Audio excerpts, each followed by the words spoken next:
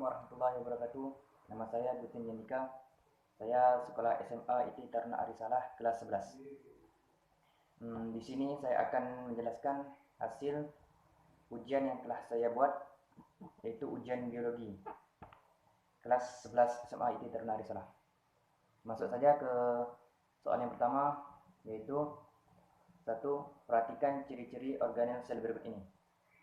1. Perpanjangan membran inti ke arah sitoplasma. 2. Berbentuk seperti jala. 3. Mampu mensintesis lemak dan kolesterol. 4. Dapat menetralkan racun. Organel yang mempunyai ciri-ciri tersebut adalah di sini terdapat 4 item.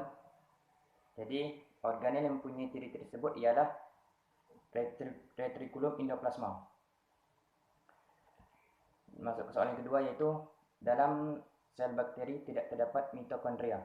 Namun sel bakteri memiliki organel yang memiliki fungsi seperti mitokondria. Organel tersebut ditunjukkan oleh angka. Maaf, di sini saya tidak bisa menunjukkan gambarnya.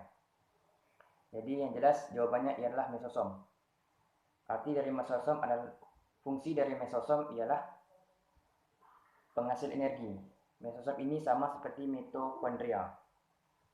Masuk ke soal yang ketiga ialah perhatikan data organel sel berikut ini. 1. Sentriol. 2. Dinding sel. 3. Lisosom. 4. Mitokondria. Yang kelima, kloroplas. Yang keenam, plastida. Yang ketujuh, vakuola.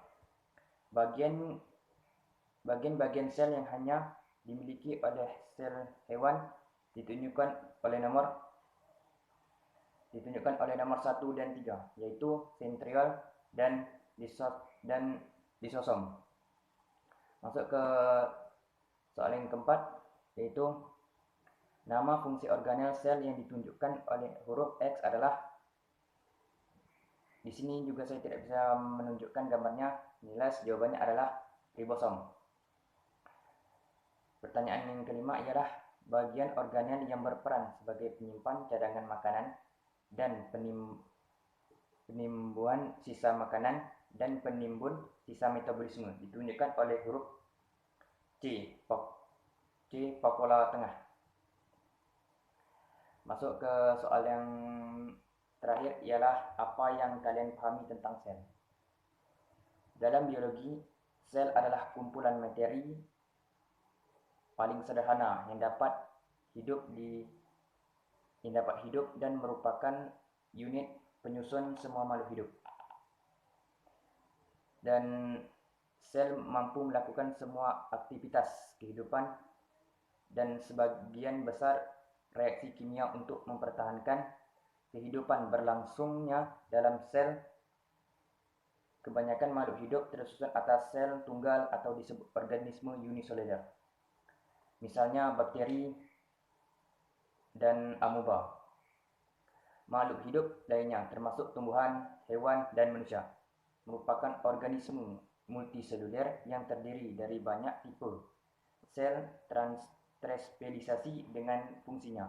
Masing-masing tubuh manusia misalnya tersusun atas lebih dari 10 sel.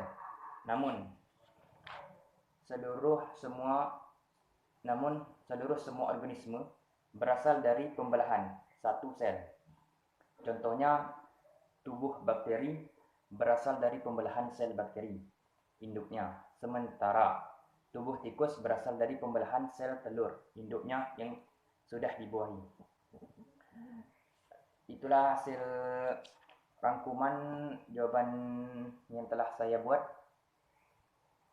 Semoga dengan jawaban singkat yang saya dapat jelaskan di video kali ini, semoga bermanfaat bagi semua. Jadi, pelajaran sel ini ialah kumpulan sel ini adalah kumpulan materi paling sederhana atau yang paling kecil yang dapat hidup di tubuh makhluk hidup. Cukup sekian dari saya. Wassalamualaikum warahmatullahi wabarakatuh.